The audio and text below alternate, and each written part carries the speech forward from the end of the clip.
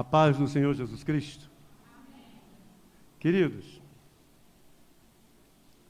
temos falado, começamos a semana passada, em 2 Timóteo, capítulo 2, dos versículos 14 do versículo 14 ao versículo 26. 2 Timóteo 2, do 14 ao 26. Semana passada, começamos mais uma série de mensagens, sempre uso 3, 4 domingos, e hoje dando continuidade, sequência ao que começamos a falar na semana passada. Os irmãos sabem que não tenho o costume de afrontar ninguém. Às vezes Cida, que brinca comigo, diz: Senhor, hoje desceu o chicote, ou então rasgou e tal, brinca muito comigo, mas essa não é minha intenção, apenas ser, e ele sabe disso, ele só brinca comigo desse jeito, outros irmãos também, o William, mas eu sou apenas um instrumento da palavra do Senhor através da sua palavra, melhor dizendo. 2 Timóteo 2, do versículo 14 ao versículo 26, diz assim a palavra de Deus: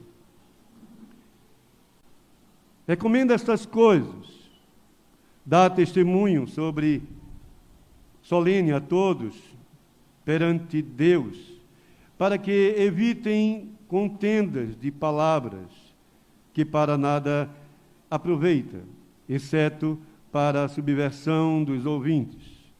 Procura apresentar-te a Deus aprovado como obreiro, que não tem do que se envergonhar, que maneja bem a palavra da verdade. Evita igualmente os falatórios inúteis e profanos, pois os que deles usam passarão a impiedade ainda maior.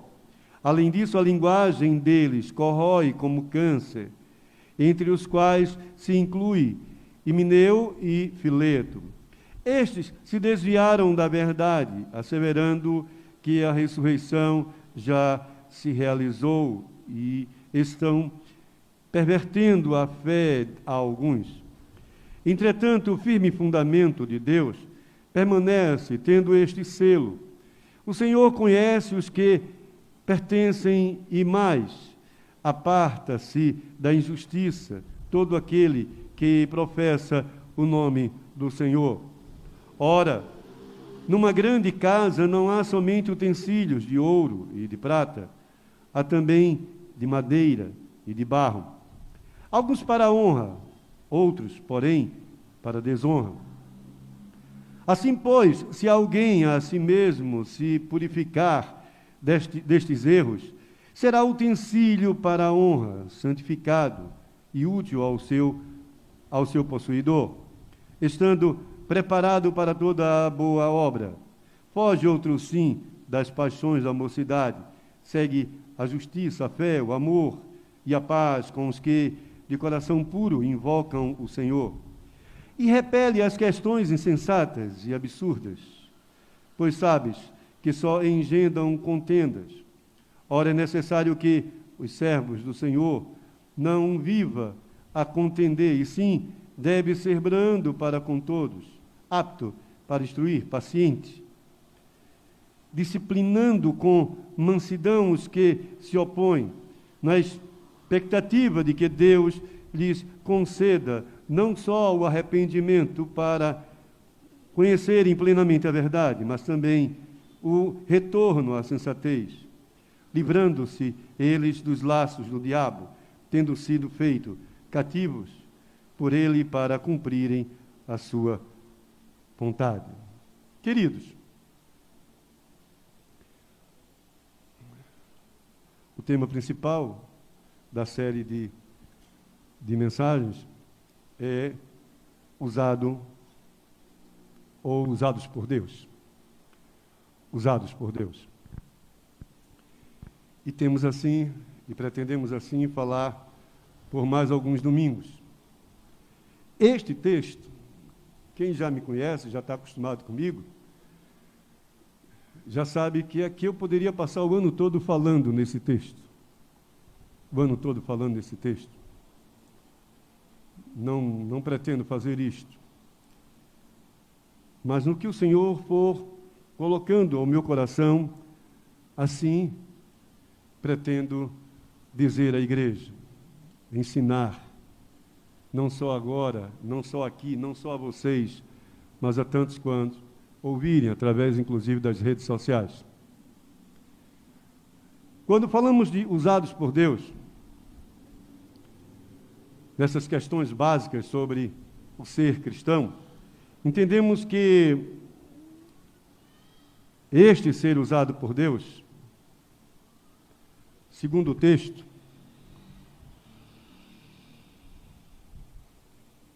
aprendemos em 2 Coríntios, capítulo 2, do versículo 14 ao versículo 26, especificamente no hoje, quando quero falar sobre Deus espera que os que lhe servem façam o melhor de si a Ele. E esta espera de Deus não é uma espera porque somos tão importantes, e por isso, na nossa arrogância, devemos dizer que nesse nosso melhor, quando eu não quiser, Deus que se vire. Problema dele. Não. Deus espera porque Deus, Ele capacitou a cada um de nós, habilitou a cada um de nós. Tornou cada um de vocês, a igreja, nós, seu povo, indivíduos prontos para servir. E a tantos quantos vierem, a tantos quantos desejarem se aproximar desta casa, e não digo da casa da igreja presbiteriana, mas quando falo da casa, eu falo da casa do Senhor, da família de Deus, do que é a igreja do Senhor, inclusive vencendo a ideia de desigrejados, de indivíduos à toa, seguindo e fazendo de sua vida o seu próprio caminhar na sua própria liberdade, vontade de escolha ou coisa parecida. Não falo em si do livre-arbítrio, mas eu já sou e já tenho a graça, já tenho a bênção, então, eu faço o que eu bem entender. Não é assim. Não é assim. Deus não nos serve, nós lhe servimos. É preciso entender isto. Então o texto, ele é claro e ele apresenta isto, quando e no quanto mais nas mãos do Senhor nós estivermos, é preciso nos deixar usar por Ele. É preciso que você se deixe usar por Deus. Nem sempre as coisas sairão como nós queremos ou esperamos, mas sempre como Ele quer e espera. Fato. Mas é importante que cada um de nós, cada homem, mulher, cada jovem, adulto, ainda que seja uma criança, ainda que seja um adolescente, mas ele se deixe usar por Deus. E se deixar usar por Deus é acreditar que Ele conhece as nossas habilidades, Ele conhece a nossa capacidade. Então eu não posso determinar a Deus o que eu vou fazer, mas sim aceitar o que Ele quer que eu faça e como Ele quer que eu faça. Já tenho falado isso muito para os irmãos, nessa sequência de falas minhas sobre, orientado, acredito sim, por Deus, quando falo sobre o ser servo de Deus. Então, irmãos, o que o texto diz é claro em que, se somos servos e se Ele nos conhece, então,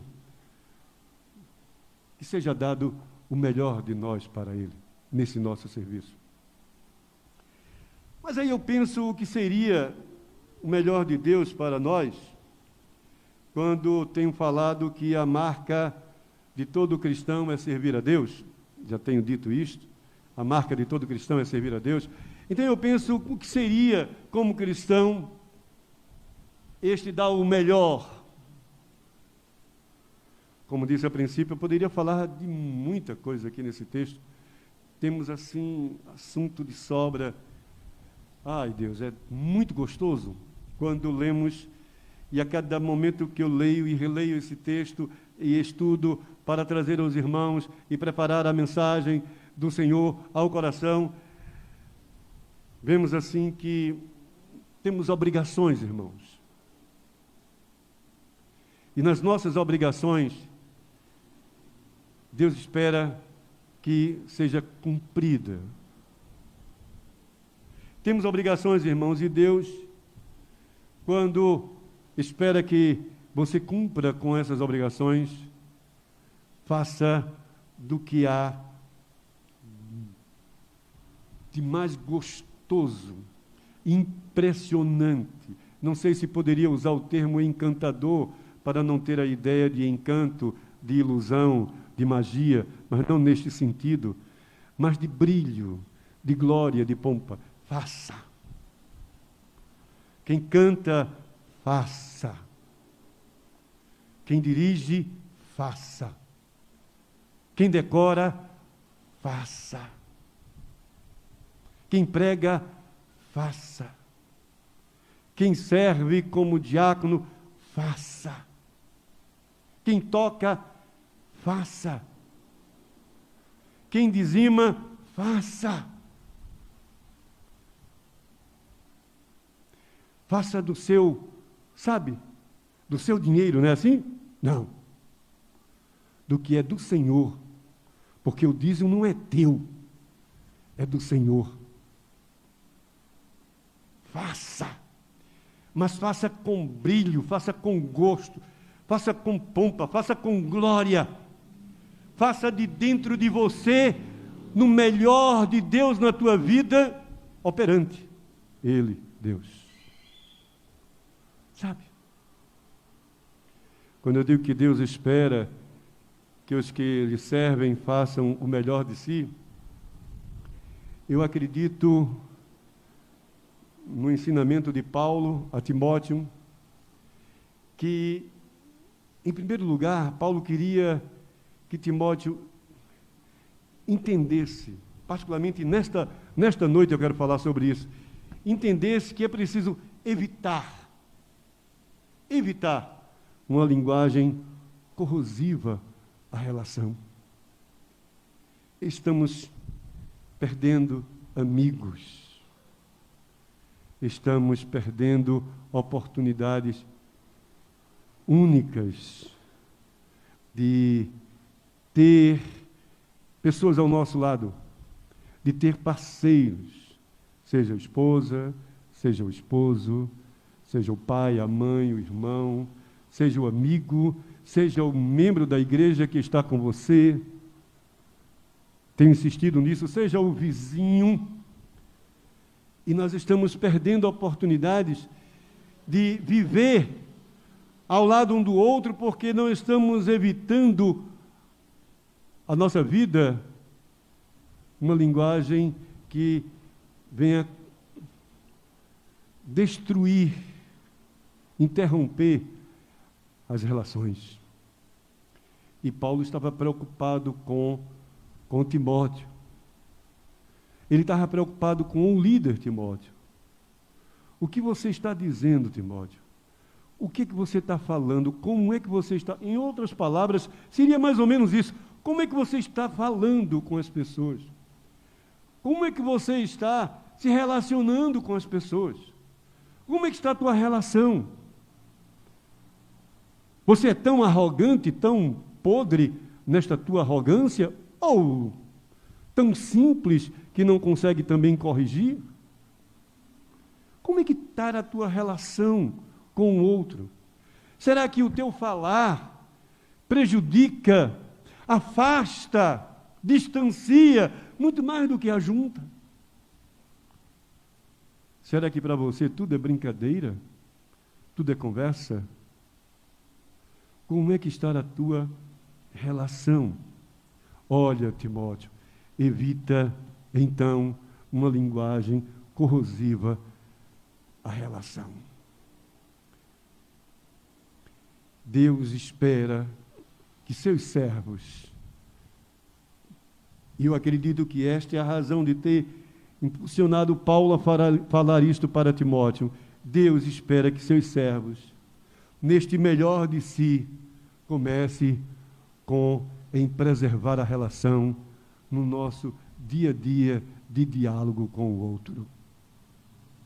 Evita uma linguagem corrosiva. É o que o texto está dizendo. Quando ele diz evita esta linguagem, a vida dos que servem a Deus deve ser de um comportamento exemplar. Mas começando a nossa fala, evita, ele diz no texto, os falatórios inúteis. Evita a discussão boba, tola, infantil ou abusiva. Evita o que não constrói. Evita, Timóteo. Porque os falatórios inúteis não vai ajudar em nada a construir a igreja do Senhor, a manter a igreja do Senhor, a fazê-la subsistir. Timóteo, então, isso que é inútil, evita. Sabe, se pudéssemos dizer assim, no nosso trazer e contextualizar, passa por cima. Relaxa, Timóteo. Se pudéssemos contextualizar. Mas não é tão brando assim. É muito mais sério. Diga não. Evite o mal. Na tua fala com o outro. Na tua fala, nesta tua função, neste teu trabalho como evangelista, na tua fala, como quem está para ganhar o outro, evita. Eu penso lá em Provérbios 13, 3, quando diz o sábio que aquele que guarda a sua boca preserva a sua alma. Aquele que guarda a sua boca preserva a sua alma. Paulo estava preocupado que Timóteo tivesse cuidado no que ele falava, no quanto ele falava, no quando ele falava e a quem ele falava. Lógico, eu estou abrindo aqui um leque, não apenas a ele como um evangelista, não apenas a ele como um líder, não apenas a ele como alguém a desenvolver um trabalho dentro da sua função, do seu chamado como obreiro. Então eu estou abrindo um leque e aqui dizendo, olha, a sua família, talvez, ao seu amigo, ao seu parceiro do dia a dia, aos seus liderados, aos que estavam subordinados a ele, aos que estavam sendo acompanhados por eles. Sabe? Aos que viviam e dependiam dele, se alimentavam da esperança que ele se alimentava. Eu estou abrindo um leque aqui. Podemos, e até devemos, para não nos prendermos apenas a essa ideia aqui, o obreiro, que falamos na semana passada. Esse testemunha que nós falamos lá na semana passada. Este evangelista que nós falamos lá na semana passada. Agora, ao indivíduo, ao cristão, ao homem. Falava, conversa gostosa hoje pela manhã com o presbítero Vinícius, e aí sem entrar em muitos detalhes, né? Ele dizia, agora, deixa eu te falar uma coisa aqui, como cristão, como homem, como servo. Legal. Como homem, como servo, como cristão. Aí eu quero puxar aqui e trazer. Eu acredito que Paulo estava dizendo mais ou menos isto para Timóteo. Olha, vem cá, é como homem, como servo, como aquele que tem parceiros, que tem parceria. Tá? Evita falatórios, evita o que não vai construir. o que não vai adiantar em nada. Sabe, igreja? Quem serve a Deus, irmãos, não pode ter palavras de engano na sua boca, diz Salmos 34, versículo 13. E eu quero me prender a essa ideia. Olha, não pode ter palavra de engano na sua boca. E aí vamos tentar viajar um pouquinho e ver qual seria a ideia do salmista. Olha, evita, não tenhas na boca palavra de confusão. Palavra que cause confusões, distúrbios, desordem. Tem cuidado com a tua boca. Você que serve, você que é adorador, você que é cristão, nós que temos e que fazemos parte de um projeto de vida no Senhor, do Senhor e para o Senhor, ora, devemos ter cuidado para que a nossa palavra, na nossa boca, a palavra não seja de engano, não seja de confusão, não seja de desordem, não seja de distúrbio. Que não consigamos ajuntar com a nossa palavra, apenas espalhar. Paulo estava preocupado com isso, irmãos. E eu não podia deixar de falar dessa questão com vocês. Ainda porque temos muito tempo para passear por esse texto, por mais outros domingos. Mas não podíamos deixar de falar sobre isso. Por isso que ele diz, evita essa linguagem corrosiva.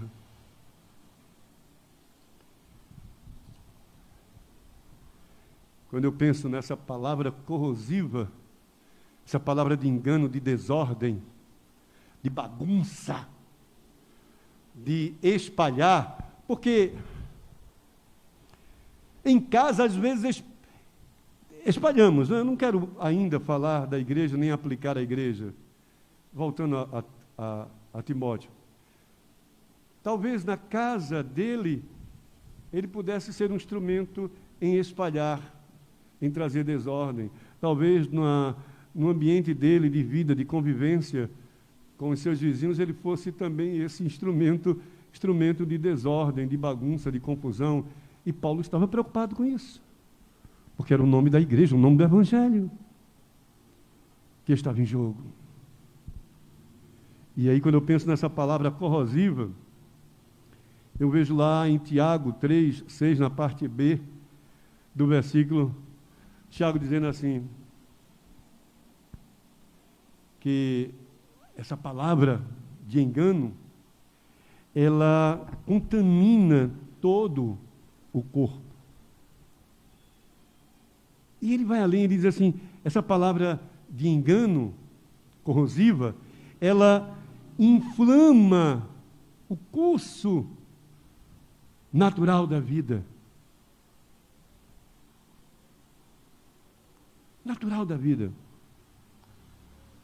Inflama. Pensa bem na responsabilidade dele como cristão, num lugar onde a sua palavra era lei, pelo menos para com aqueles que lhe conheciam e lhe tinham como obreiro, como instrumentos, como cristão, como igreja. Como igreja. Hoje falamos de muita ordem. A nova ordem foi lá, não é agora não. Essa aí é mentirosa, essa nova ordem. A nova ordem foi com o cristianismo. Ali sim começou a nova ordem. A nova ordem é o cristianismo. Não é qualquer tola e boba forma ideológica de trazê-la. O cristianismo, esta ordem deve ser preservada. E Paulo estava preocupado com isto, que Timóteo. E eu acredito que, quando o Senhor fala através de Tiago, e podemos trazer Tiago para a palavra de Tiago para a palavra de Paulo a Timóteo, com certeza o Espírito também falava a Paulo sobre que a palavra de engano inflama a ordem natural das coisas. Deixa o corpo doente. E aí quero estender, não o corpo somente do indivíduo, mas o corpo família, o corpo igreja. Adoece. Adoece. Mas a palavra enganosa também deve ser evitada, porque não somente ela adoece, mas ela é revoltosa. Eu comecei a andar nessa situação do como revoltosa. Ele fala, não é, iracundos, indivíduos que estavam transtornando, tentando mudar a verdade, e aí, revoltosos. Aí pensei lá, ainda, numa palavra de Paulo aos Efésios 4, versículo 31, quando ele diz que toda amargura, toda ira, toda cólera, aí ele fala assim, toda gritaria, toda balbúcia. Ele fala, olha, toda a blasfêmia e toda a malícia sejam tiradas de entre vós.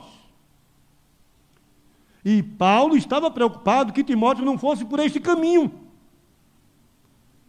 de ira, de grosseria, de irreverência,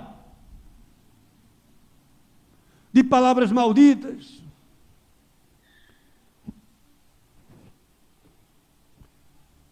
Ei, mulher! Não, Ricardo, tu não vai dizer isso. Vou. Ei, não é comigo, eu e Fátima, graças a Deus, é benção. Que ela mostra o braço, eu já paro e já fico na minha, né? Tem homem que enfrenta. Ei, mulher! Doida, louca, maluca, é tu, brutamonte, ai meu Deus do céu, e começa. Sabe, no trânsito, né? Tantas vezes.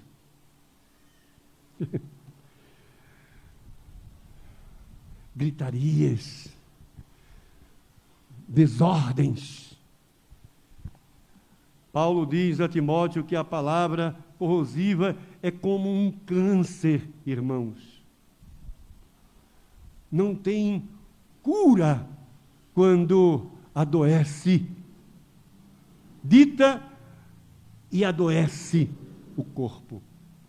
Não tem cura. E para ser tratada, aqueles que são curados, ficam sequelas.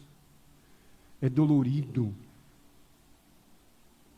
Eu tenho na minha história de vida muitos amigos meus que foram tratados de câncer e que ainda hoje alguns, sabe, de vez em quando, ai meu Deus do céu, como dói. Quem tem, né? Sabe como é que é? O tratamento, como é doloroso. E eu, sério, sem desmerecer ninguém, os irmãos sabem aqui que eu não vim para um nem para outro, eu vim para a igreja, mas eu louvo a Deus pela vida de Monteirinho na vida de Bené. Não que os filhos não tenham sido bênção, e são, mas a vida de Monteirinho na vida de Bené, no tratamento dela, porque é difícil. E ele diz que a palavra enganosa, maldita, ferina, de desordem, de briga, revoltosa, é como um câncer. Se for tratado, dói. E quando não consegue, dói também. Não é, Luciano? Dói. Assim são as nossas palavras. Assim eram as palavras que deveriam ser evitadas por Timóteo. Eclesiastes diz assim, lá em 10, 12, olha, os lábios do tolo, os lábios, Eclesiastes 10, 12, os lábios do tolo o devoram. Veja que coisa séria, irmãos. Os lábios do tolo o devoram. devorador, destruidor.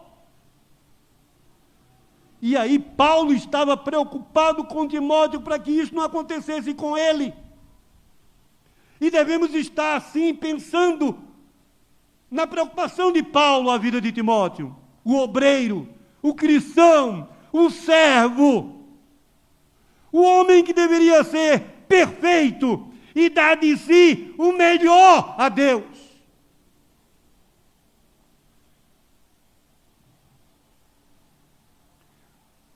Mas aí, Deus espera que o sirvamos fazendo o melhor de nós a Ele, não nos desviando da verdade. Paulo diz a Timóteo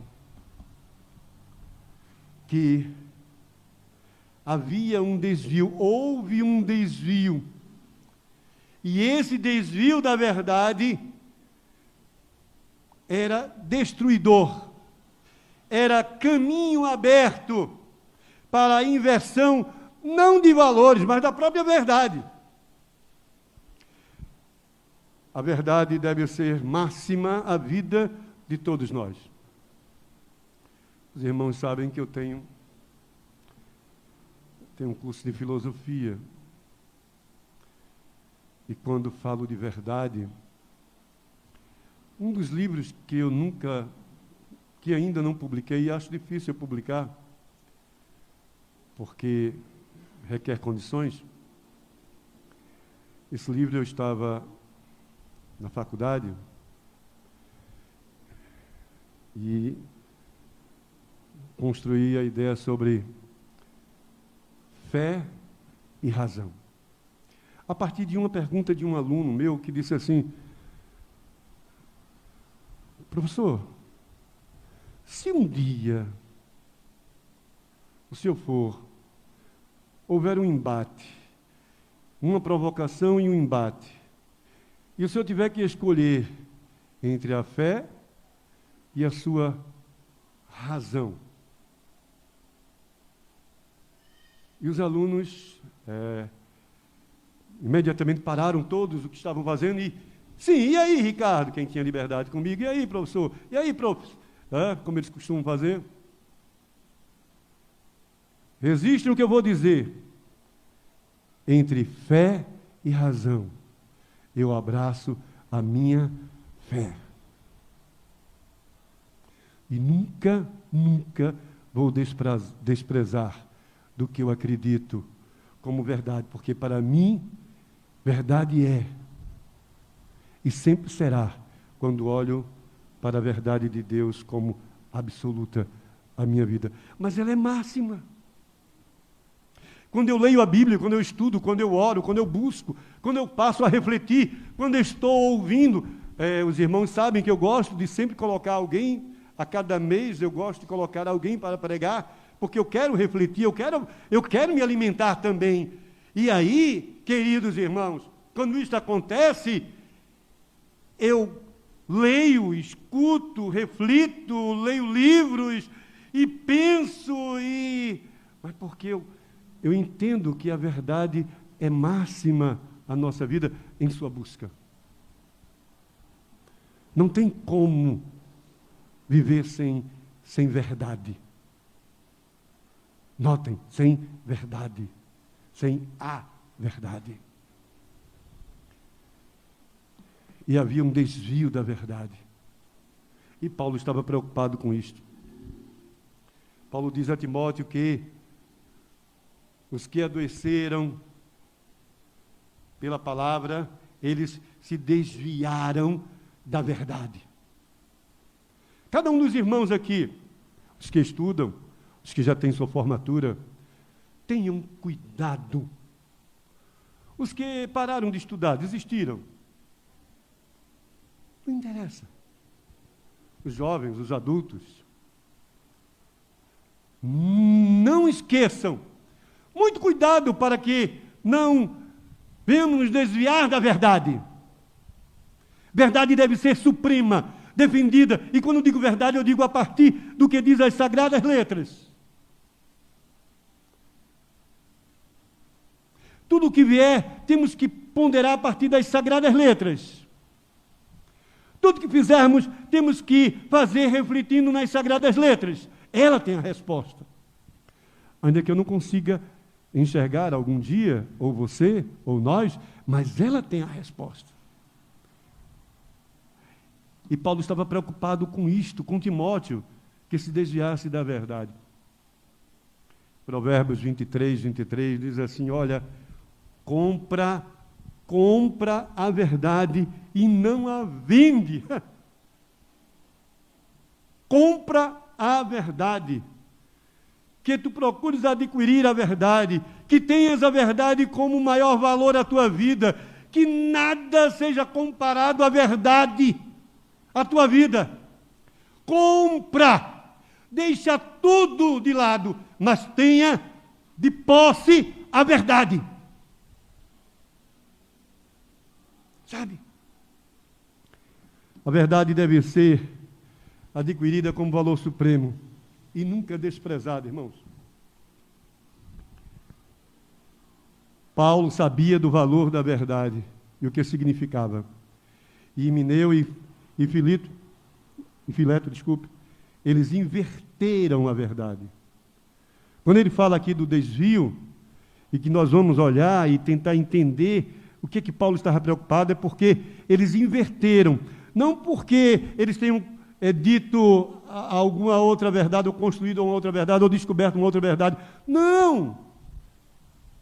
Apenas inverteram a verdade. O que é da verdade, não se preocuparam com o seu verdadeiro. Com o seu verdadeiro. Eles inverteram, mudaram o curso. E Paulo estava preocupado que, olha, eles inverteram. Então tenha cuidado para também não entrar no mesmo caminho, não seguires o mesmo caminho. Provérbios 19 diz que a língua mentirosa dura só um momento. É verdade, sabemos disso. Ainda que seja só um momento, mas é mentira. Mas é falsidade. Uma das coisas que nós aprendemos quando estudamos, desculpe eu estar citando a filosofia, não quero me deter nisso, só para trazer assim, para essa ideia nossa aqui. Nós não temos como conhecer falsidade. A filosofia acredita dessa forma, a ciência. Não tem, sim. Não, porque conhecer é algo muito mais sério do que se possa imaginar. Conhecer é tomar o dito por verdade, é tomar a ideia por verdade. E não podemos conhecer falsidade porque falsidade não é verdade e não tem como ser verdade. O que é falso é impossível. O que é e nunca deixará de ser. E nunca deixará de ser. Ponto. Ponto final.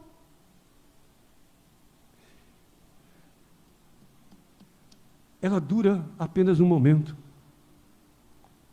Seja de quem for, seja por quem for, seja como for, seja onde for.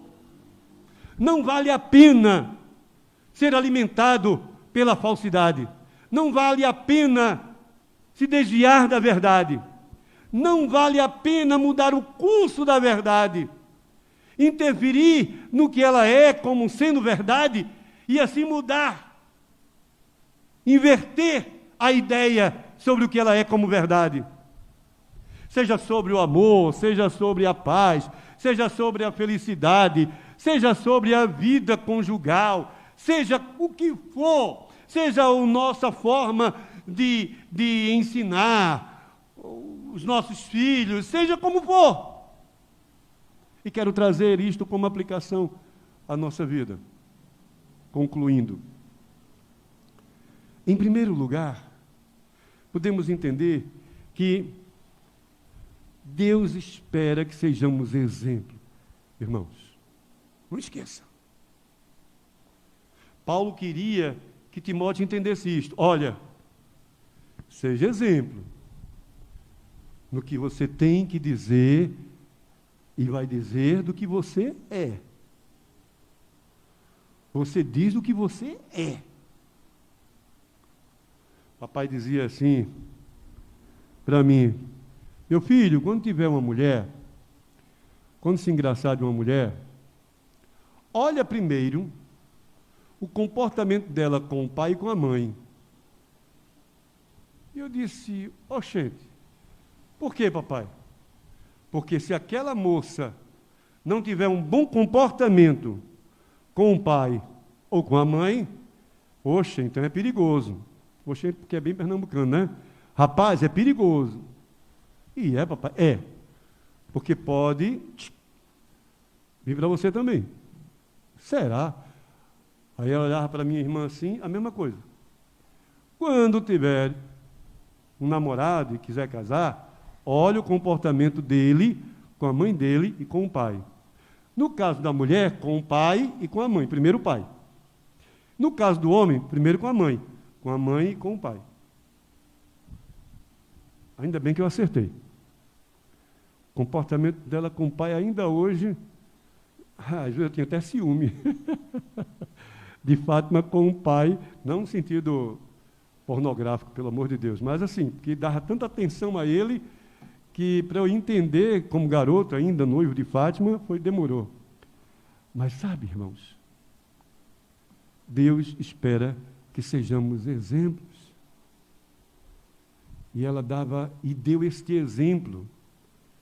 Eu acredito que vocês precisam dar este exemplo aos filhos, porque o que você é, você vai dizer. O que o indivíduo é, ele vai falar. Ele vai expor. Se ele é um pornográfico, a fala dele vai ser só de pornofonias, palavras só pornofonias. Ou o pensamento só pornográfico. Vai abrir o celular dele, misericórdia, uma podridão. Começa de menino, de pequeno, de jovem. Se for uma pessoa com sentimentos ligeiramente cruéis, vai desconfiar de todo mundo da crueldade. Insegura e assim por diante. E podemos nos tornar uma víbora no lugar de uma ovelha. Pensa bem nisso, nos tornarmos uma víbora no lugar de uma ovelha. E não estou medindo esforço para ter cuidado no que eu estou falando, porque é fato. O nosso exemplo é do que há de melhor de nós. Se eu não tiver nada de bom em mim, eu não vou ter nenhum exemplo a dar. E não vou ter nenhum exemplo nas minhas palavras, no meu conselho. Que conselho eu vou dar? Que orientação? Que palavra de bem eu vou dar? O que é que eu vou construir de bem com a minha esperança? Que esperança? Que amor? Que perdão? Sabe? Finalmente, nesse melhor, cabe nunca se desviar da verdade. Nunca se desviar da verdade. Esta verdade que é e deve ser valor máximo à vida da igreja. Paulo estava preocupado com isto, a vida de Timóteo, e devemos ter preocupado com isso a nossa vida. Sejamos usados, sirvamos ao Senhor, porque essa é a espera dele, a nossa vida.